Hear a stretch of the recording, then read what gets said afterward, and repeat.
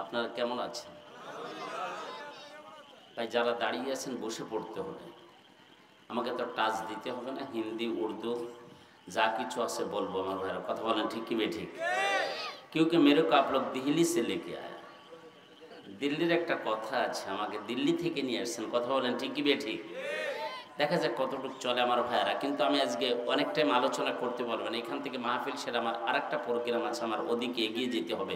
তবে যতটুকু সময় কথা বলবো ইনশাল্লাহ আপনার একটু সারা শব্দ দিতে হবে। রাজি আছেন তো আমার ভাইরা? না আমি কবরস্থানে কথা বলতেছি? হ্যাঁ ना, आप लोग 30 रोज़ा रख कर इसी इस्लामी सम्मेलन में इसी तफसीरुल कुरान महफिल में तशरीफ ले।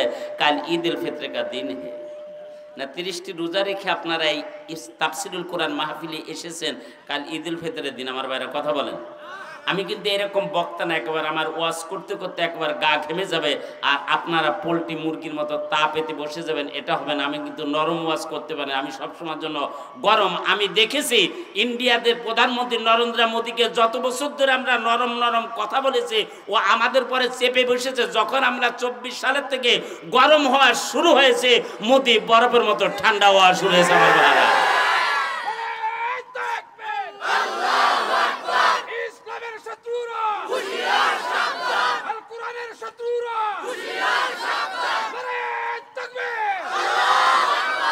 মোদি ভেবেছে মুসলমানদের বাবরি মসজিদকে ভেঙে দিয়ে আমি পার পেয়ে গিয়েছি। আমি এখান থেকে জানিয়ে দিতে চাই, আমি দিল্লির জমিনে দাঁড়িয়ে জানিয়ে দিয়েছে, মোদি তুমি মুসলমানদের বাবরি মসজিদকে যেমন টুকরা টুকরা করেছ, তোমার ইন্ডিয়া এরকম টুকরা টুকরা যাবে। পৃথিবীর কোনো পরাশক্তি ঠেকিয়ে রাখতে পারবে না, পারবে না, পারবে না ইনশাআল্লাহ।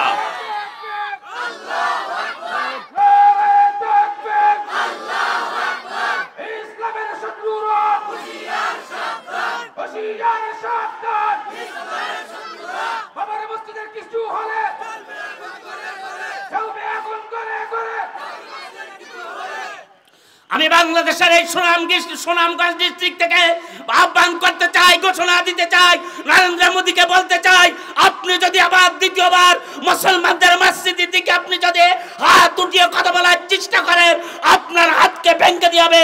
আপনি যদি মুসলমানদের মসজিদের বিরুদ্ধে যে জবান দিয়ে কথা বলবেন, আপনার জবানকে টেনে কুত্তা দিয়ে খাওয়া দিয়ে আমার বাইরে কথা বলার দিকে বেড়ে। আমিও জানি বাংলাদেশের মুসলমানরা ইসলামের জন্য রয়্যাল বেঙ্গল টাইগার, কথা বলেন ঠিক কি বেঠি? আমি ভারতের 40 কোটি মুসলমানদের পক্ষ থেকে বাংলাদেশের সমস্ত মুসলমানদেরকে ওই সময়ের জন্য ধন্যবাদ মোবারকবাদ দিতে চাই।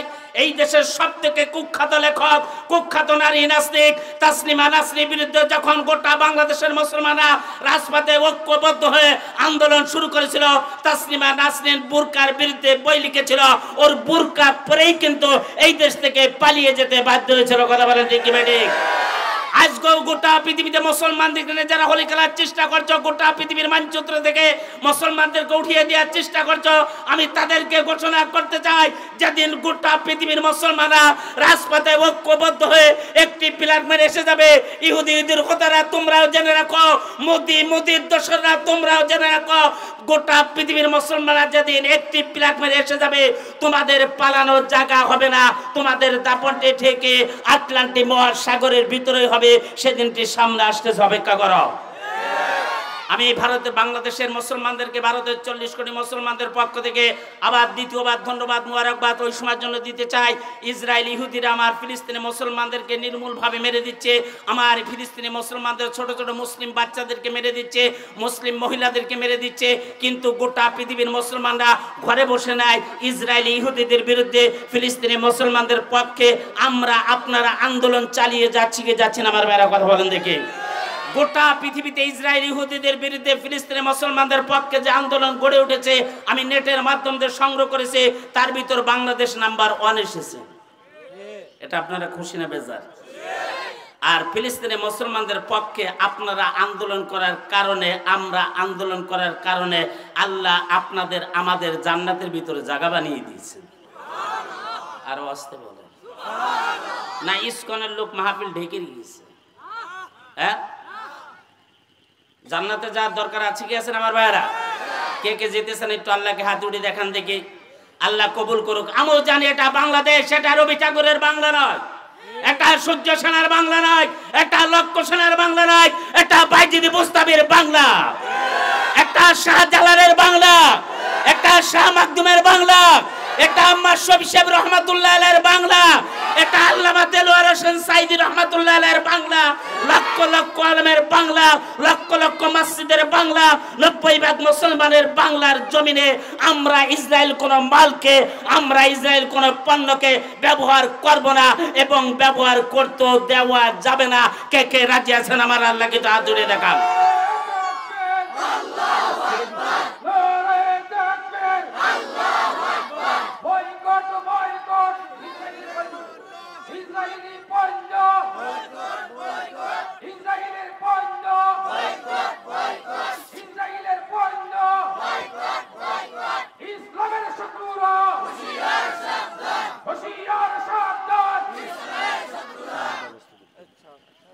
ভাই আপনারা দাঁড়িয়ে থাকবেন না বসবেন? হ্যাঁ ভাইজান, আপনারা সামনে দাঁড়িয়ে থাকবেন না বসে পড়বেন? বসে পড়ুন, বসে পড়ুন ভাইজান, প্লিজ বসে পড়ুন। আমি বেশি সময় নিব না, কিন্তু ইন্ডিয়াতে এই বছরে কত হাজার হিন্দু লোক ইমানের কলমা পড়ে মুসলমান হয়েছে এটা জানার দরকার আছে কি আছেন আমার ভাইরা? বাবরি মসজিদের অবস্থা এখন কি আছে এটা জানার দরকার আছে কি আছেন আমার ভাইরা? কথা বলেন দেখি। আমরা বাবরি মসজিদের ওখানে মসজিদের ভিত স্থাপন কোন সালে করতে যাচ্ছি এটা জানার দরকার আছে কি আছেন আমার ভাইরা? কথা বলেন আমার ভাইরা। পশ্চিমবাংলার মুখ্যমন্ত্রী মমতা ব্যানার্জির নাম আপনারা শুনেছেন কি শোনেন নাই? এই পশ্চিমবাংলার মুখ্যমন্ত্রী মমতা ব্যানার্জিকে ভারতের প্রধানমন্ত্রী নরেন্দ্র মোদী, এই কুখ্যাত সন্ত্রাস, এই কুখ্যাত হিন্দু জঙ্গি ভারতের প্রধানমন্ত্রী মোদী বলছেন মমতা ব্যানার্জি পশ্চিমবাংলার সমস্ত মুসলমানদের মসজিদকে বন্ধ করে দাও। মমতা ব্যানার্জি ভারতের প্রধানমন্ত্রী নরেন্দ্র মোদীকে সাফ জানিয়ে দিয়েছেন নো, প্রয়োজন হলে মন্দির বন্ধ হয়ে যাবে, মুসলমানদের মসজিদ খোলা থাকবে। মমতা ব্যানার্জি কলকাতা ধর্মতলা একটা জনসভার মাধ্যম দিয়ে নরেন্দ্র মোদীকে জানিয়ে দিচ্ছেন আমি যদি ইন্ডিয়াতে কখনো প্রধানমন্ত্রী প্রাইম মিনিস্টার হতে পারি অবশ্যই অযোধ্যার জমিনে মুসলমানদের বাবরি মসজিদের জায়গা আমি বাবরি মসজিদ নির্মাণ করে ছেড়ে দিব। বিহারের সাবেক মুখ্যমন্ত্রী লালু প্রসাদ যাদব নরেন্দ্র মোদীকে বলেছেন আমি যদি ইন্ডিয়াতে কখনো প্রধানমন্ত্রী হতে পারি, প্রাইম মিনিস্টার হতে পারি, অবশ্যই অযোধ্যার জমিনে মুসলমানদের বাবরি মসজিদের জায়গা আমি বাবরি মসজিদ নির্মাণ করে ছেড়ে দেব। উত্তরপ্রদেশের সাবেক মুখ্যমন্ত্রী মুলায়ম সিং যাদব সমাজবাদী পার্টির লিডার, উনি নরেন্দ্র মোদীকে বলেছেন আমি যদি ইন্ডিয়াতে কখনো প্রধানমন্ত্রী হতে পারি, প্রাইম মিনিস্টার হতে পারি, অবশ্যই অযোধ্যার জমিনে মুসলমানদের বাবরি মসজিদের জায়গা বাবরি মসজিদ নির্মাণ করে ছেড়ে দেব। দিল্লি প্রদেশের রানিং মুখ্যমন্ত্রী অরবিন্দ কেজরিওয়াল সাহেব, উনি নরেন্দ্র মোদীকে বলেছেন আমি যদি ইন্ডিয়াতে কখনো প্রধানমন্ত্রী হতে পারে অবশ্যই অযোধ্যার জমিনে মুসলমানদের বাবরি মসজিদের জায়গা আমি বাবরি মসজিদ নির্মাণ করে ছেড়ে দিব। কর্ণাটকের রানী মুখ্যমন্ত্রী নরেন্দ্র মোদীকে জানিয়ে দিয়েছেন আমি যদি ইন্ডিয়াতে কখনো প্রধানমন্ত্রী হতে পারি, প্রাইম মিনিস্টার হতে পারে, অবশ্যই অযোধ্যার জমিনে মুসলমানদের বাবরি মসজিদের জায়গা বাবরি মসজিদ নির্মাণ করে ছেড়ে দিব। ভারতের চিত্র জগতের নায়ক মিঠুন চক্রবর্তী ফাটাকেষ্ট 100 নায়ক নায়িকানের সমাবেশের মাধ্যমে সাংবাদিক সম্মেলন করে নরেন্দ্র মোদীকে জানিয়ে দিয়েছেন আমি যদি ইন্ডিয়াতে কখনো ধারক বাহক হতে পারে, ইন্ডিয়ার প্রাইম মিনিস্টার হতে পারে, অবশ্যই অযোধ্যার জমিনে মুসলমানদের বাবরি মসজিদের জায়গা আমি বাবরি মসজিদ নির্মাণ করে ছেড়ে দেব। যত লোকের নাম বলেছি এরা কি সবাই মুসলমান? হ্যাঁ, এরা কি ইন্ডিয়ার ছোট ছোট ব্যক্তি না ওই মোদির মতো চা বিক্রি করে বেড়ায়? হ্যাঁ আমার ভাইরা, এটা খুশির খবর। আর একটা আপনাদেরকে আমি সারা পৃথিবীর আলেম ওলামারা ভারতের প্রধানমন্ত্রী নরেন্দ্র মোদীকে একেবারে গুজরাটের একটা সার্টিফিকেট দিয়েছেন। এটা গুজরাতের কষাই, কেমন কষাই কথা না বলি। ভারতের প্রধানমন্ত্রী নরেন্দ্র মোদী সাহেবের যেখানে বাড়ি আছে আমার ভাইরা গুজরাট প্রদেশে, আপনারা এক্ষুনি নেটে সার্চ দেন বেরিয়ে আসবে। আমার কথা যদি মিথ্যা হয় যে আমাকে স্টেট থেকে নামতে দিবেন না। ভারতের প্রধানমন্ত্রী নরেন্দ্র মোদী সাহেবের যেখানে বাড়ি গুজরাট প্রদেশে বিলকিস বানু নাম করে একজন মুসলিম মহিলা আছে, আপনি এক্ষুনি ইউটিউবে সার্চ দেন বেরিয়ে আসবে। এই বিলকিস বানু মুসলিম মহিলার পরিবারে 8 জন সদস্য বাস করত। এই নরেন্দ্র মোদী দলের লোকেরা, বিজেপির, বিশ্ব হিন্দু পরিষদ, শিবসেনা, আরএসএস এর লোকজনরা, এই জঙ্গি সংগঠনের লোকজনরা এই বিলকিস বানু মুসলিম মহিলার পরিবারের 8 জন সদস্যকে ঘরের ভিতর ঢুকিয়ে দিয়ে জানলা দরজা বন্ধ করে দিয়ে পেট্রোল দিয়ে, ওয়াকটেন দিয়ে, ডিজেল দিয়ে আগুন লাগিয়ে জ্বালিয়ে পুড়ে রাগ করে দিয়েছে। হাড়ের চিহ্ন পর্যন্ত রাখে না। ও মুসলমান, এই বিলকিস বানু মুসলিম মহিলার বাড়ির পাশে নরেন্দ্র মোদী সাহেবের যেখানে বাড়ি, আপনি এখন ইউটিউবে সার্চ দেন বেরিয়ে আসবে। ইহসান জাফরি নাম করে একজন মুসলিম এমপি আছে। এই ইহসান জাফরির পরিবারের 3 জন সদস্য বাস করত। এই নরেন্দ্র মোদীর দলের লোকেরা, এই জঙ্গি সংগঠনের লোকজনরা ইহসান জাফরির পরিবারের 3 জন সদস্যকে ঘর থেকে বের করে রাজপথে 5 টুকরা করে ফেলে দিয়েছে। এর পরবর্তী ইহসান জাফরিকে ঘর থেকে বের করে রাজপথে 7 টুকরা করে ফেলে দিয়েছে। এই এমপি মুসলিম এমপি ইসান জাফরির বাড়ির পাশে আরেকজন মুসলিম মহিলা আছে, 8 মাসের গর্ভবতী মুসলিম মহিলা, পেটে 8 মাসের বাচ্চা আছে।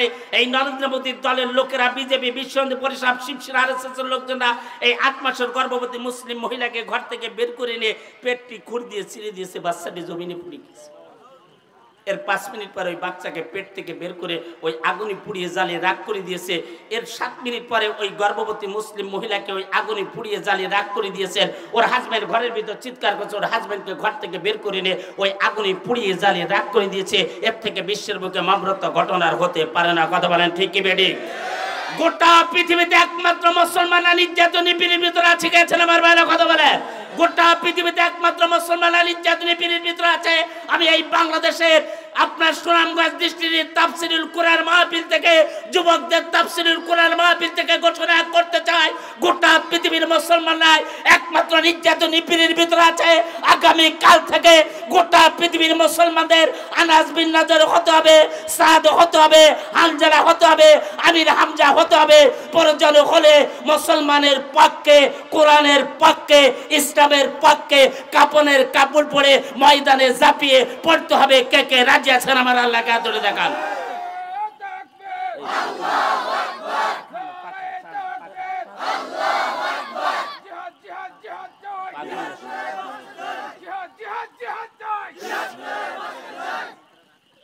তাকবীর যা দিচ্ছেন আমার তাদের মায়া লাগতেছে, কিন্তু আলামিন ভাই চা আছে বেশি না? না ওনাদেরকে দিয়ে দেন দেখি।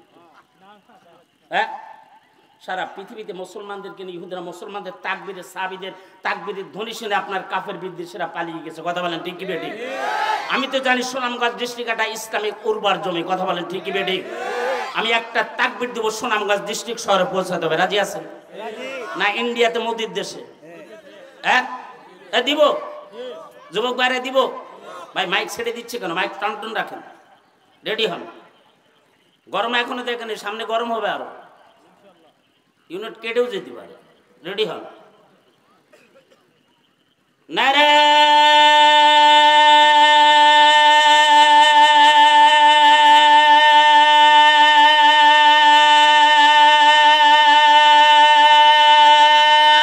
তাকবীর, নারায়ে তাকবীর। আল কোরআনের আলোক, আল হাদিসের আলোক, বিশ্বের মুসলিম এক হও, নারায়ে তাকবীর। খুশি না বেজার? বেজার কিন্তু একজন হয়েছে, ওকে আর নিকটে আছে মিস্টার ইবলিশ। হ্যাঁ, তাহলে আমরা শেষ দোয়া পর্যন্ত কাছে কি আছি না আমার ভাইরা? শেষ দোয়া পর্যন্ত কে কে নেই একটু হাত উঠান থেকে দেখি। আর একেবারে আখেরি দোয়া, শেষ দোয়া পর্যন্ত কে কে এই মাহফিলে আছেন একটু হাত উঠান থেকে দেখি। আল্লাহ আপনাদের কবুল করুন। আমার ভাইয়ের আলোচনা বেশি টাইম করা যাবে না, আমি 100 দাওয়াত নিয়েছি। আজকে আরেকটা প্রোগ্রাম আছে, তবে আপনাদের অবস্থা দেখে আমি মনে হচ্ছে আরো 2-3 ঘন্টা ওয়াজ করি, কিন্তু ওই সময় পাবো না। কিন্তু আমি 3 ঘন্টা 4 ঘন্টা বাংলাদেশে ওয়াজ করি। বাংলাদেশে 40-42 জেলে আমার প্রোগ্রাম চলে। আইবি সাহেবকে, আল্লামা খালিদ সাহেবুল আইবি সাহেবকে বলেন, তাওহীদ সাহেব কাপ পেয়েছেন? মধুপুরী পীর সাহেব আব্দুল হামিদ সাহেব, আল্লামা ওনার কাছে জিজ্ঞাসা করবেন। আল্লামা হাসান জামিল সাহেব কাছে, আল্লামা জুনায়েদ আল হাবিবি সাহেবের কাছে জিজ্ঞাসা করবেন। আল্লাহ আপনাদের কবুল করুক, জোরে বলেন আমিন। আচ্ছা, ইন্ডিয়াতে আমাদের কি কি আছে কি আছে না আপনাদের জানার দরকার আছে কি আছে না? এরপর আমি কণ্ঠর দিকে যাচ্ছি, বাবরি মসজিদ ভাঙতে যে এইখানে কথা আসবে, কে কে কলমা পড়ে মুসলমান হয়েছে এটা জানার দরকার আছে কি আছে না? তার আগে একটা আপনাদেরকে তথ্য হালকা স্লাইড দিয়ে আমার ভাইয়েরা, যেহেতু আমি ভুলে যেতে পারি, ভারতের প্রধানমন্ত্রী নরেন্দ্র মোদী 2014 সালে ইন্ডিয়াতে প্রধানমন্ত্রী হয়েছেন, ক্ষমতায় এসেছেন। 2014 সাল থেকে 2020 সাল পর্যন্ত ইন্ডিয়াতে 13 লক্ষ হিন্দু লোক ইমানের কলমা পড়ে মুসলমান হয়ে গিয়েছে। 5 বছর পর পর রিপোর্ট বের হয়। এই রিপোর্টটি বেরিয়েছে গত বছর 2023 সালে 25শে ডিসেম্বর। ইন্ডিয়াতে 13 লক্ষ হিন্দু লোক কলমা পড়ে মুসলমান হয়েছে। সমস্ত পত্র পত্রিকায় মিডিয়ায় দিয়ে দিয়েছেন। আমি নরেন্দ্র মোদীকে বলেছেন, আপ কুছ नहीं कर पाओगे, আপনি কিচ্ছু করতে পারবেন না। আপ সিউটি হে, সিউটি समझते हैं? আপ চিউটি হে। আমার ভাইরা, মুম্বাই মহারাষ্ট্রে মুসলমানদের একটি ময়দান আছে আজাদ ময়দান।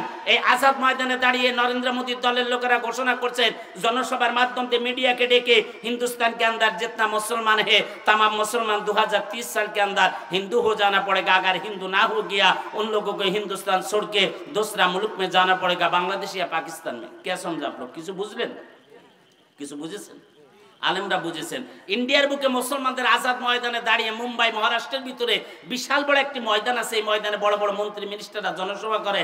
এই ময়দানটি কিন্তু মুসলমানদের ময়দান। এই ময়দানে দাঁড়িয়ে বিজেপির লোকজনরা ঘোষণা করছেন, এই মোদির দলের লোকেরা ইন্ডিয়ার বুকে যত মুসলমান আছে সমস্ত মুসলমানদের 2030 সালের ভিতরে হিন্দু হয়ে যেতে হবে। আর যদি হিন্দু না হয়ে যাও তোমরা ইন্ডিয়া ছেড়ে অন্য দেশে চলে যাও, বাংলাদেশ অথবা পাকিস্তানে। কথাটি ভালো কি খারাপ? হ্যাঁ, আচ্ছা আপনারা বাংলাদেশে কত কোটি লোক বাস করেন? 18 কোটি, 20 কোটি। আমরা ইন্ডিয়াতে 40 কোটি মুসলমান বাস করি। এখন এই 40 কোটি মুসলমান যদি ইন্ডিয়া থেকে এসে যায়, সুনামগঞ্জ ডিস্ট্রিক্টে কোনো হাওড় থাকবে? জায়গা থাকবে? এই যে ধান কি করেছেন, ধান রোপণ করেছেন, এটাকে কি বলেন? এটা জায়গা থাকবে? এটার প্রতিবাদে আমরা দিল্লিতে একটা জমিয়তুল উলামা হিন্দের নেতৃত্বে ওদের ময়দান, ওরা ভাষণ দিয়েছে আমাদের ময়দান আজাদ ময়দান। আমরা দিল্লির মেন পয়েন্ট, ওদের একটি ময়দান আছে রামলীলা ময়দান। জমিয়তুল উলামা হিন্দের মাধ্যমে আমরা একটা আপনার সমাবেশের আয়োজন করলাম। আমার ভাইয়েরা মিডিয়া বলেছেন আনুমানিক 50 লক্ষ মুসলমান ওই সমাবেশে জমা হয়েছে। জোরে বলুন সুবহানাল্লাহ। পশ্চিম বাংলার বাঙালিদের পক্ষ থেকে আমি 3 মিনিট ভাষণ দেওয়ার সুযোগ পেলাম। আমি বললাম মুসলমানদের ময়দান আজাদ ময়দানে দাঁড়িয়ে যেই বিয়াদব মুসলমানদের বিরুদ্ধে ভাষণ দিয়েছে, আমার এই 3 মিনিট ভাষণ ওকে একটা শিক্ষা দিতে হবে। ইন্ডিয়ায় যতদিন বেঁচে থাকবে মুসলমানদের বিরুদ্ধে যে তার কথা বলার সুযোগ না পায়। কথা বলেন ঠিক কি বেঠিক? ওকে জানিয়ে দিলাম বেকুব কান खड़ा करके सुन ले, हिंदुस्तान के अंदर जितना चीज है तमाम चीज मुसलमान का है। ওকে জানিয়ে দিলাম বিয়াদব কথাবার্তা সামলিয়ে বলতে হবে। ইন্ডিয়ায় যত কিছু আছে সমস্ত কিছু মুসলমানদের। কথা বলেন ঠিক কি বেঠিক? নাম্বার 1 তাজমহল মুসলমান का है। কি এটা কাদের? নাই মোদির। হ্যাঁ, कुतुब मीनार मुसलमान का, जिस कुतुब मीनार के अंदर हर आइटम ला इलाहा इल्लल्लाह मोहम्मद रसूलुल्लाह सल्लल्लाहु अलैहि वसल्लम लिखा है।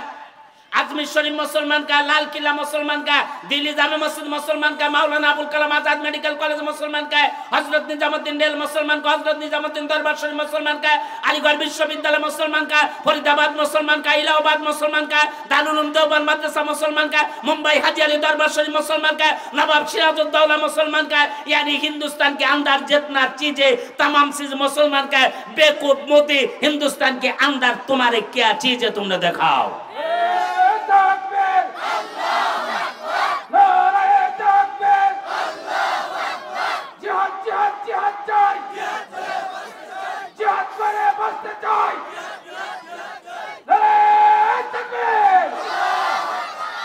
ইন্ডিয়ার বুকে যত কিছু আছে সমস্ত কিছু হলো মুসলমানদের। বিয়াদব মোদি, ইন্ডিয়ায় তোমার কি আছে তুমি দেখো। মুসলমান দেখলে, মুসলমানদের টুপি দাড়ি দেখলে যদি তোমার শরীর গরম হয়ে যায় তুমি ইন্ডিয়া ছেড়ে অন্য দেশে চলে যাও।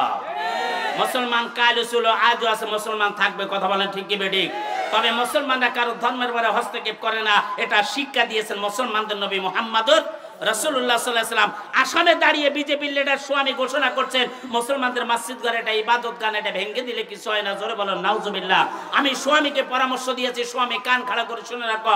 1992 সাল 6 ডিসেম্বর বাবরি মসজিদের গম্বুজের উপরে উঠে যারা হাতুড়ি চালিয়েছিল তাদের পরিণতি কি হয়েছে তাদের কাছে যে জিজ্ঞাসা করে দেখো। আমি দিল্লিতে জয়রামের সঙ্গে সাক্ষাৎ করলাম। আমি বললাম দাদা আপ কিউ মুসলমান হওয়া, আপনি কেন মুসলমান হলেন?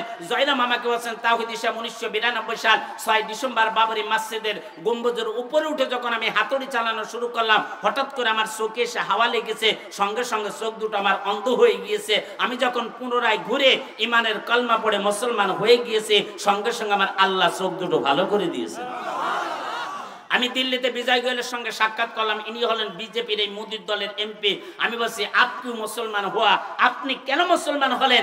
বিজেপির এই নেতা বিজয় গোয়েল বলছেন তাওহীদ সাহেব 1992 সাল 6 ডিসেম্বর বাবরি মসজিদের গম্বুজের উপরে উঠে যখন আমি হাতুড়ি চালানো শুরু করলাম হঠাৎ করে আমার পায়ে এসে ছোট্ট একটি পাথরের টুকরা লেগেছে, সঙ্গে সঙ্গে পা দুটো আমার প্যারালাইসিসের মতো পঙ্গু হয়ে গিয়েছে। আমি দেশ বিদেশে ডাক্তারের কাছে গিয়েছি, মেডিকেল কলেজে গিয়েছি, গোটা পৃথিবীর ডাক্তারকে আমাকে পরামর্শ দিয়েছে বিজয় গোটা পৃথিবীর ডাক্তার ওষুধ যদি বেটে খাওয়া হয় তোমার রোগ ভালো হবে না, রোগের উৎপাদন যেখানতে হয়েছে ওখানেই যেই ক্ষমা চেয়ে নাও। ওখানে কোথায়? আসতে বলেন, আসতে। কোন মসজিদ? মানি সাদান নমস্তিশা নম নম তব মান জারাম রাম। দাদা বাবুরা সাইডে থাকলে আমার লোকেশনটি নিবেন। রামায়ণের ভিতরে গান, রামায়ণ বলছেন রামের জন্ম হলো রামের মনের মধ্যে, কিন্তু ইন্ডিয়ায় একদল মূর্খ দল 1 সপ্তাহ 10 দিন গোসল করে না, ওদের গায়ের ধারে ভিড়া যায় না। ও পার্টি স্টেশনে থাকলে আমি দূরে, ওরা বলছেন আমাদের রামের জন্ম হলো অযোধ্যা বাবরি মসজিদের ওখানে। এটা বলে মুসলমানদের মসজিদকে শহীদ করে দিয়েছে, গোটা পৃথিবীর মুসলমানদের কলেজাতে আঘাত দিয়েছে। কথা বলেন ঠিক কি বেঠিক? আমরাও শপথ নিয়েছি মোदी हिंदुस्तान के अंदर अगर एक मुसलमान की बच्चा जिंदा रहे 2040 साल में हम लोग तुम्हारे राम मंदिर को तोड़कर अयोध्या में बाबरी मस्जिद वहाँ पर बनाऊंगा, वहाँ पर अजान होगी, नमाज होगी, जुमा होगी। दुनिया को कोई ताकत रुका नहीं सकते, रुका नहीं सकते, रुका नहीं सकते इंशाल्लाह। আমরাও শপথ নিয়েছি মোদি ইন্ডিয়ায় যদি একটি মুসলমানের বাচ্চা জিন্দা থাকে 2040 সালের ভিতরে আমরা তোমার অযোধ্যায় রাম মন্দিরকে উড়িয়ে দিয়ে ভেঙে দিয়ে মুসলমানদের বাবরি মসজিদ যেখানে ছিল ওখানেই আমরা বাবরি মসজিদ তৈরি করব। ওইখানে আজান হবে, নামাজ হবে, জুমা হবে। দুনিয়ার কোনো পরাশক্তি ঠেকিয়ে রাখতে পারবে না, পারবে না, পারবে না इंशाअल्लाह। क्योंकि मुसलमान तमाम चीज को बर्दाश्त कर सकते हैं। मुसलमान के सामने मुसलमान के बेटाओं को मार दोगे, बीवियों को मार दोगे, मुसलमान की तमाम दौलत छीन लोगे, मुसलमान बर्दाश्त कर लेंगे। लेकिन मुसलमान एक चीज बर्दाश्त नहीं कर सकते, मुसलमान के सामने मुसलमान के कुरान और हदीस मस्जिद मदरसा पर अगर कभी टास आ जाए मुसलमान को भी बर्दाश्त नहीं कर सकते। मुसलमान सब कुछ मेने যেতে পারে, মুসলমানের সামনে মুসলমানের ছেলেকে মেরে দিবেন, মেয়েকে মেরে দিবেন, স্ত্রীকে মেরে দিবেন, মুসলমানের সমস্ত সম্পদগুলো আগুনে পুড়িয়ে জ্বালিয়ে রাগ করে দিবেন, মুসলমান মেনে যেতে পারে। মুসলমান একটি জিনিস মানতে পারে না, মুসলমানের সামনে যদি মুসলমানের কোরআন হাদিস মসজিদ মাদ্রাসার উপর যদি কখনো আঘাত আসে মুসলমান কোনোদিন মানতে পারে না। কথা বলেন ঠিক কি বেঠিক? আবার মোদি বলছে, এই বেয়াদব জঙ্গি বলছে মুসলমানদের মসজিদ মাদ্রাসা এটা ইবাদতখানা, এটা একটি বোমা বানানোর কারখানা। জোরে বলেন নাউজুবিল্লাহ।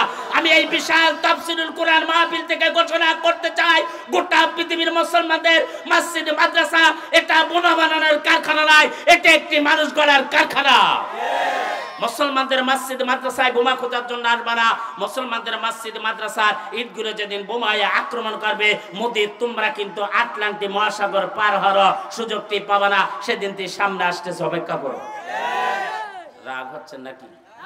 আপনারা কি একটু বসতে পারবেন না? এটা মোবাইল দিয়ে দেখছেন আপনারা? পিছনে জায়গা আছে হুজুর, একটু পিছনে জায়গা বাড়িয়ে সবাই বসে পড়ো। ভাই রাগ হচ্ছেন নাকি আপনারা? আর 1 ঘন্টা চলবে? হ্যাঁ 2 ঘন্টা। আল্লাহ আপনাদের দিনের জন্য কবুল করুন। শেষ দোয়া পর্যন্ত আছেন তো নাকি? কে কে আছেন একটু আল্লাহকে হাত তুলে আবার দেখান দেখি।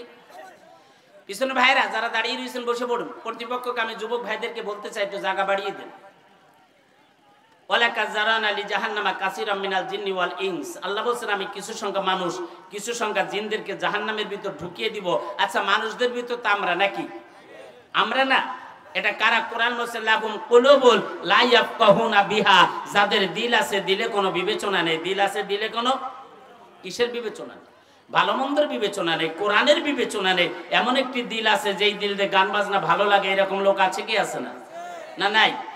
ওয়ালাকুম আয়ুনুল লা ইবসিরুনা বিহা, যাদের চোখ আছে চোখ দিয়ে দেখে না। চোখ আছে চোখ দিয়ে কি দেখে না? কোরআন দেখে না, কোরআনের মাহফিল দেখে না, মসজিদ দেখে না, মাদ্রাসা দেখে না। কোরআনের মাহফিলে 144 আইন জারি করে দেয়, এরকম লোক আছে কি আছে না? আমার ভাইরা বলুন দেখি।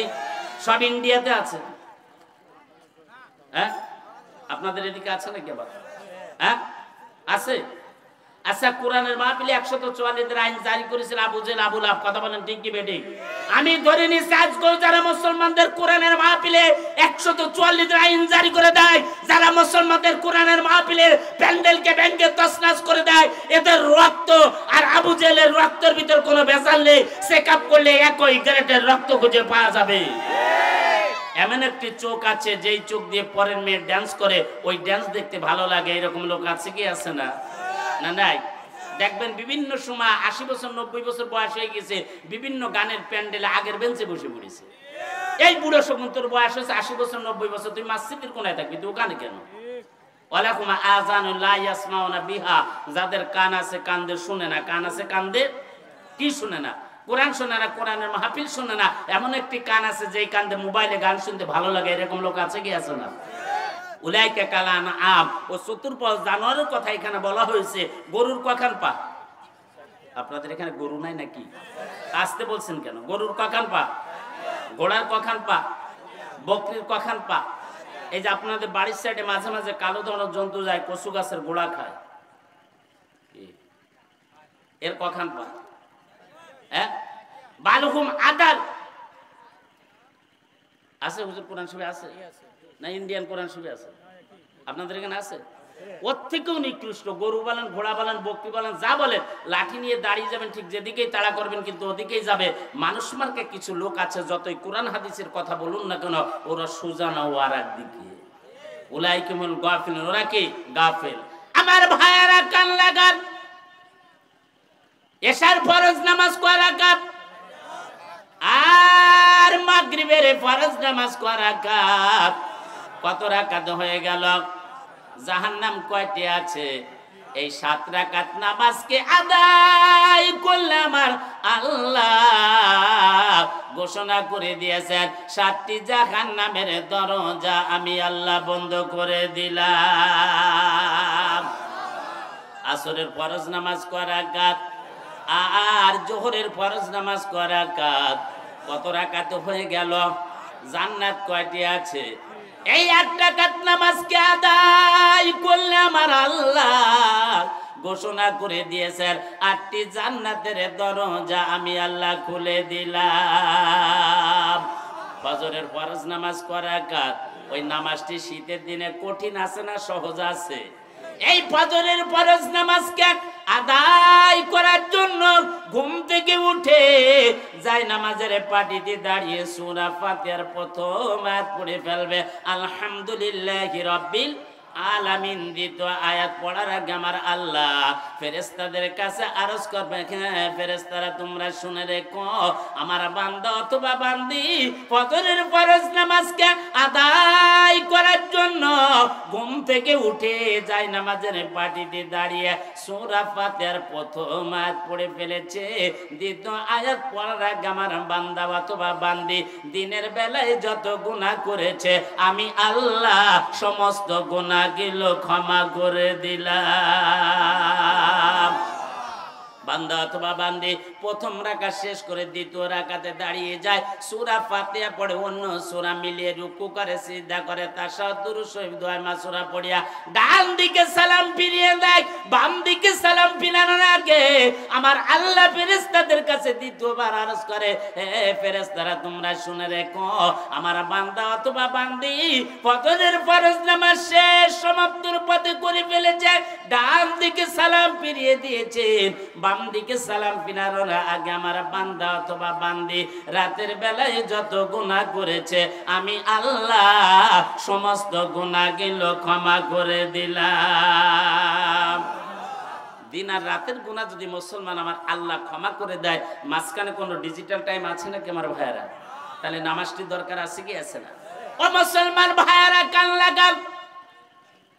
একটি দেশের বাদশা নাম তার শাহ আব্দুল আজিজ রহমাতুল্লাহ আলাইহি, বাদশা এলান করেছে আমার দেশে কোনো খুন খারাপি হবে না, মারামারি হবে না, কেউ কারণ মালকে খাবে না, কোনো ছিনতাইকারী থাকবে না।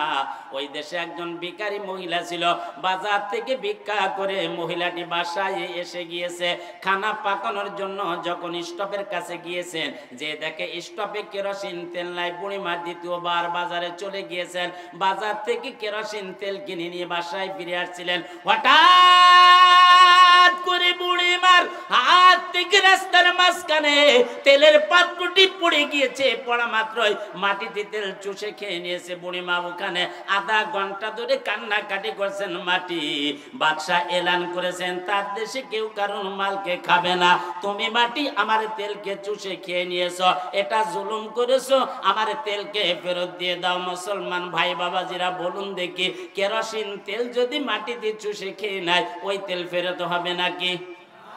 হবে? বুড়িমাটি বাদশাহ দরবারে চলে গিয়েছেন, बादशाह যে বলছেন বাদশাহ मैंने आई आपको मुल्क की मिट्टी के विरुद्ध में एक मामला दायर करने के लिए আমি এসেছি আপনার দেশের মাটির বিরুদ্ধে একটি মামলা দায়ের করতে। কি মামলা? বললেন আমি একজন ভিখারি বাজার থেকে খানা পাকানোর জন্য কেরোসিন তেল কিনে নিয়ে যাচ্ছিলাম, হঠাৎ করে রাস্তার মাঝখানে আমার হাত থেকে তেলের পাত্রটি পড়ে গিয়েছে, পড়া মাত্রই মাটিতে তেল ওখানে চুষে খেয়ে নিয়েছে। আমি আধা ঘন্টা ধরে কান্নাকাটি করলাম, আপনার কথা বললাম, তেল ফেরত হলো না।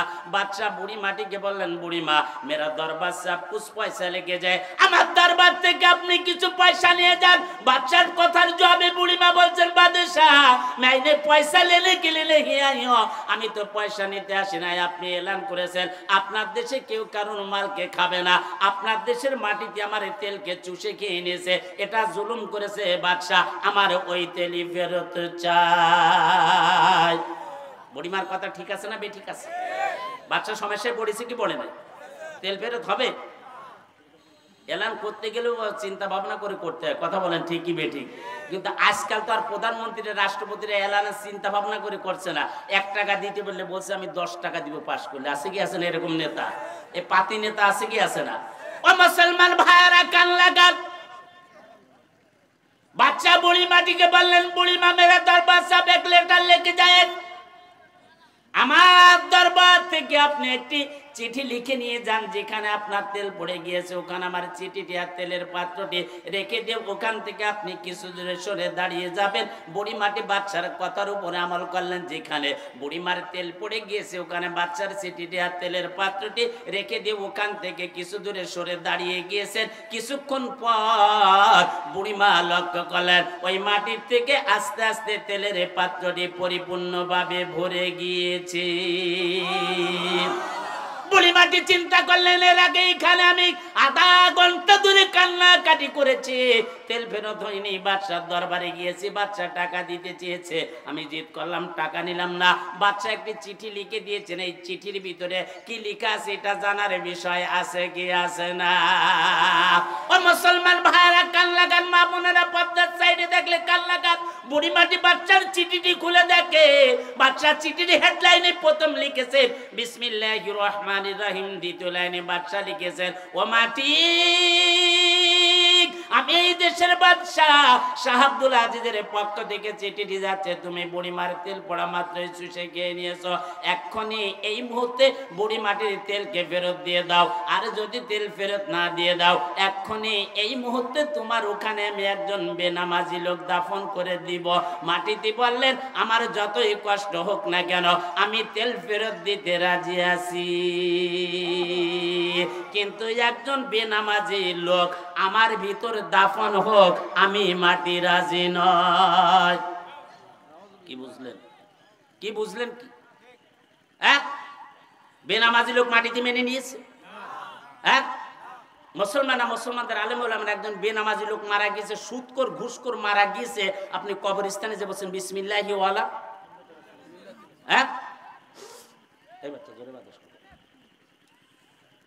ভাই রাগ হচ্ছে নাকি আপনার? নামাজি আবার 3 প্রকার। কত প্রকার? কত প্রকার? 5 ওয়াক্ত নামাজ পড়া মুসল্লি আছে কি আছে না? জুমার নামাজ পড়া মুসল্লি আছে কি আছে না? ঈদের নামাজ পড়া মুসল্লি আছে কি আছে না? দেখবেন সারা রোজার মাস রোজা রাখবেন না ঈদের দিন আগের কাতারে। এটা কোন থানা আছে? এটা কোন থানা? শাল্লা থানা।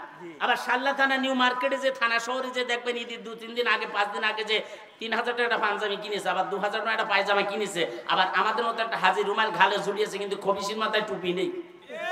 জাবা টুপি মাথায় দিয়েছি, ইমাম সাহেবের সঙ্গে কোলাকুলি করছি। ইমাম সাহেব বলছে ভাই আপনার পাঞ্জাবি ভালো, পায়জামা ভালো, হাজি রুমালটি নতুন, কিন্তু মাথার টুপি 2-3 জায়গাতে ছিঁড়ে গিয়েছে, কি হয়েছে? বলছে ইমাম সাহেব বুঝবেন না, গত বছর ঈদের নামাজ পড়ে সালের মাথায় গুজে রেখেছিলাম, ঈদের 2-3 জায়গাতে ছিঁড়ে ফেলেছে। মানে সারা বছর টুপির কোনো খবর নিয়েছে। আমার মসজিদে কুবায় দিল্লিতে একজন মুসল্লি আছে, জুমার নামাজ পড়া মুসল্লি, নাম তার আফসার খান। আপনাদের এখানে তার জুমার নামাজ পড়া মুসল্লি নেই? হুজুর আছে নাকি? আমি বলছি चाचा आपको बाजमात तकबीरुल्लाह के साथ नमाज को अदा करना पड़ेगा, क्योंकि दिल्ली में हिंदी में बात करना पड़ता है। আমি বলছি चाचा আপনার 5 ওয়াক্ত বাজমাত তাকবীরুল্লাহর সঙ্গে নামাজকে আদায় করতে হবে। আফসার খান খুব চালাক মুসল্লি, উনি বলছে ইমাম সাহেব আমি যদি মারা যাই, আপনি যদি বেঁচে থাকেন, আপনি যদি আমার জানাজায় উপস্থিত থাকেন, আমার ছেলেদেরকে বলবেন এই যে কবরের উপর আপনারা কি দেন, বাঁশ দেন না পাথর দেন? নতুন বাস না পুরানো বাস? হ্যাঁ, নয়া বাস। আপনি যাকে একটা হিন্দি কথা বলেছেন বাবা, নতুন না পুরানো বাস? ওই সালাত মুসাল্লি আফসার খান আমাকে বলছে, ইমাম সাহেব আমি যদি মারা যাই, আপনি যদি বেঁচে থাকেন, আপনি যদি আমার জানাজায় উপস্থিত থাকেন, আমার ছেলেদেরকে বলবেন নতুন বাস দিয়ে যাতে আমার কবর ঢেকে না দেয়। আমার যে চাচা, তার কারণ কি? বলছেন আপনি যদি আমার জানাজায় উপস্থিত থাকেন, আমার ছেলেদেরকে বলবেন আপনার গ্রাম থেকে, পাড়া থেকে, মহল্লা থেকে পুরানো বাস খুঁটে কেটে এনে যাতে আমার কবরকে ঢেকে দেয়। আমি বলছি চাচা তার কারণ কি বলুন দেখি? বলছেন পুরানো বাস দিয়ে যদি আমার কবরকে ঢেকে দেওয়া হয়, আযাবের ফেরেশতারা, মুনকির নাকিরের ফেরেশতারা বুঝতে পারবে এটা বহুত পুরানো কবরের হিসাব কিতাব আগে হয়ে গিয়েছে। আমি বলছি চাচা আপনি যদি আমার আল্লাহর কাছে দায়ী হন, আপনাকে 40 কদম রেখে আসার পরে আপনার কবরে কিন্তু আমার আল্লাহ ঠিক কটকটি বাজিয়ে ছেড়ে দিবে। কথা বলেন ঠিক কি বেঠিক? আচ্ছা আল্লাহ নতুন কবর না পুরানো কবর চিনে কি চিনে না? তো ও কি বলছে, কি বলে, কি ও বলছে কি? স্বামী স্ত্রী দুইজন চাকরি করে, স্বামী প্রতি মাসে 50,000 টাকার বেতন পায়, স্ত্রীও প্রতি মাসে 50,000 টাকার বেতন পায়। এরকম ফ্যামিলি আছে কি আছে না? হ্যাঁ, স্বামী স্ত্রী উভয় অফিস করে বাসায় এসে গিয়েছে, খানা পানা সব রেডি। স্বামী বলছেন স্ত্রী মশাই কামড়াচ্ছে, মশারিতে টানিয়ে দেওয়া দেখে স্ত্রী বলছেন স্বামী মুখ সামলিয়ে কথা বলতে হবে, তুমিও প্রতি মাসে 50,000 টাকার বেতন পাও, আমিও প্রতি মাসে 50,000 টাকার বেতন পাই, পারলে মশারি তুমি টানিয়ে লাও। এরকম মহিলা আছে কি আছে না? এখন স্বামী বলছেন স্ত্রীকে কৌশলে মারতে হবে। কি কৌশলে? স্ত্রী তুমি যদি আগে কথা বলো মশারি তুমি আগে টানাবা, আর আমি যদি আগে কথা বলি মশারি আমি আগে টানাবো। স্বামী স্ত্রী দুইজন মশারি টানানো হয়ে একবার ঘরের ভিতর চুপ হয়ে গিয়েছে। সাইডে চোরেরা ছিল, সুযোগ আজকে পেয়েছি। কি কথা বললে কি? আমার ভাষাটা মানে আপনারা বুঝতে পারেননি। কথা বললে কি করতে হবে একটু বলুন দেখি। এই পিছনের ভাই বাবা যেটা বলুন দেখি, কথা বললে কি করতে হবে? চোর অলরেডি ঘরের ভিতর ঢুকে গিয়েছে, শোকেস ভেঙে আলমারি ভেঙে টাকা নিয়ে যাচ্ছে, স্বামী দেখছে তো মশারি টানাবে, কথা বলছে না। পরে এক শেষরা চোর ছিল, শেষরা লোকের যেটা কাপ, ঘরের ভিতর ঢুকে বাতেড়ারি সবজিড়ারি নিয়ে যাচ্ছে। এখন স্ত্রী বলছেন সারাদিন অফিস করেছে, না কে ঘুমিয়ে থাকবো, এটা এই চোর বাতেড়ারি সবজিড়ারি টাকা পয়সা নামিয়ে রাখ। স্বামী বলছেন স্ত্রী তুমি আগে কথা বলেছো, মশারি তুমি আগে টানাও। ঘরের মাল চুরি হয়ে যাবে, মশারি টানানো হয়ে মুসলমান কথা বলবা না, এটা বুকামি ছাড়া আর কিছু হতে পারে না। কথা বলেন ঠিক কি বেঠিক? মুসলমানরা আলেম হয়েছে, কোরআন হাদিস পড়েছো, হক কথা বলবা না মার খাওয়ার ভয়ে। মুসলমানরা আলেম হয়েছে, কোরআন হাদিস পড়েছো, হক কথা বলবা না জেল খাটার ভয়ে। এটা মুসলমানের কাম্য হতে পারে না। গোটা পৃথিবীতে মুসলমানদের ধর্ম নিয়ে, মুসলমানদের নবী নিয়ে, মুসলমানদের টুপি দাড়ি নিয়ে ইহুদি তারা মেতে উঠেছে। আমি এই বিশাল তাফসীরুল কোরআন মাহফিল থেকে ঘোষণা করতে চাই, গোটা পৃথিবীর মুসলমানদের শরীরে কলিজায় এক বিন্দু রক্ত থাকতে ইহুদিদেরকে ও দোসরদেরকে, মোদির দোসরদেরকে দ্বিতীয়বার কোনোভাবে সুযোগ দেওয়া হবে না, হবে না, হবে না। কে কে রাজি আছেন আমার আল্লাহকে হাত তুলে দেখান।